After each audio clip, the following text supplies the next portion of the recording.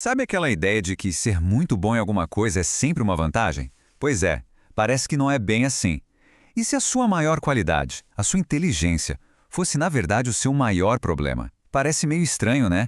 Mas é exatamente sobre esse paradoxo que a gente vai conversar hoje. Vamos tentar entender por que, às vezes, brilhar demais pode acabar atrapalhando. Olha só, pra gente começar, tem uma história muito boa. Pensa na cena. Um jovem Winston Churchill fazendo o primeiro discurso dele no parlamento britânico. O cara manda muito bem, sabe, afiado, eloquente, brilhante. Todo orgulhoso, ele vai lá perguntar o que um político mais velho, amigo do pai dele, achou. E a resposta? Não foi um parabéns. Foi um balde de água fria, um alerta. Uma frase que ficou pra história. O talento assusta. Peraí, como assim o talento assusta? Essa é a pergunta de US$ 1 milhão, né? Porque uma coisa que a gente teoricamente admira tanto como o talento pode causar medo e até uma certa hostilidade. O que é que está por trás dessa reação que é tão humana e ao mesmo tempo pode ser tão prejudicial? Então, a resposta, de acordo com a análise que a gente está trazendo hoje, aponta para uma dinâmica social muito forte: o medo da inteligência. É isso mesmo, um medo, um receio profundo, que aparece principalmente naquelas pessoas que já estão em posições de poder bem estabelecidas. E a tese aqui é bem direta, bem provocadora. A ideia é que boa parte das estruturas de poder não é comandada pelos mais brilhantes, não, mas sim por pessoas, digamos, medianas. E essas pessoas que estão ali, seguras nas suas posições, olham para a inteligência não como algo bom, mas como uma ameaça real à estabilidade delas. E olha, essa ideia não é de hoje, viu? O nosso Rui Barbosa, grande intelectual brasileiro, já tinha sacado essa inversão de valores. A frase dele é genial e resume tudo com uma ironia afiadíssima. É como se ele dissesse que a incompetência no poder é tão comum, mas tão comum, que até parece que é de propósito, que é um sistema organizado. Ok, mas esse medo não fica só no campo das ideias. Ele vira ação. Ação concreta de autodefesa. Quem é medíocre não fica só com medo da inteligência. Não. Essa pessoa constrói barreiras, defesas, uma verdadeira fortaleza para se proteger. Vamos entender melhor como isso funciona na prática? A estratégia para se manter no poder é, na verdade, bem clara.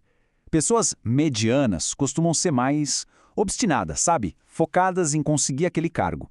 Elas percebem que quem é muito talentoso muitas vezes não está tão preocupado com o poder. Não tem essa fome. E aí o que acontece?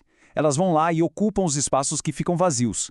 E depois que estão lá dentro, levantam muros e formam as famosas panelinhas, tudo para se blindar. Então, resumindo, a tática tem meio que 3 passos. Primeiro, ocupar os espaços vazios de forma bem oportunista. Segundo, construir muralhas para ninguém mais capaz conseguir entrar.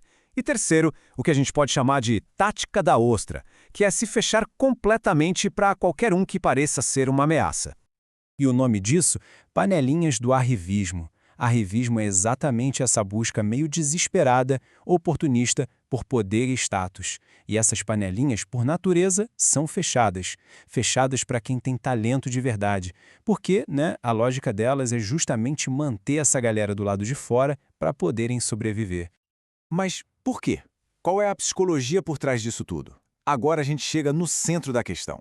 Existe um conflito interno que é a chave para entender isso. Um conflito que transforma o que poderia ser admiração em repulsa. Pensa nesse contraste, que é a chave de tudo. De um lado, a pessoa talentosa que resolve as coisas com uma facilidade que parece até mágica.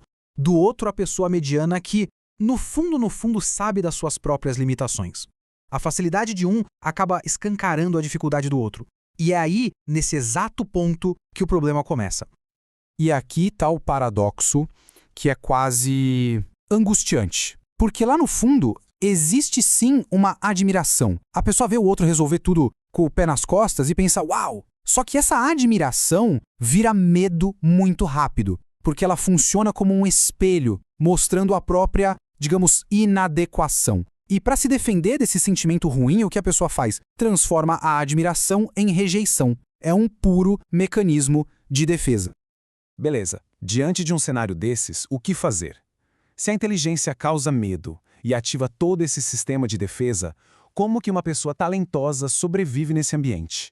Bom, a conclusão que a fonte nos apresenta é, para dizer o mínimo, cínica.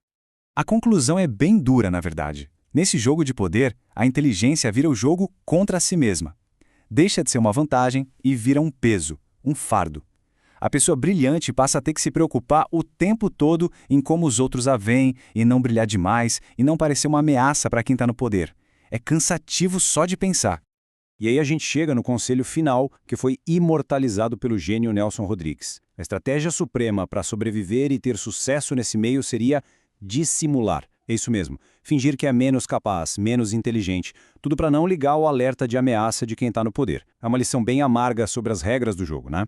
E no fim, a pergunta que fica no ar é essa. Será que para vencer na vida é preciso esconder o próprio brilho? É preciso fingir ser menos do que se é só para não incomodar os outros? Fica aí uma reflexão bem desconfortável sobre qual é o preço do talento no mundo que muitas vezes parece ter um medo danado dele.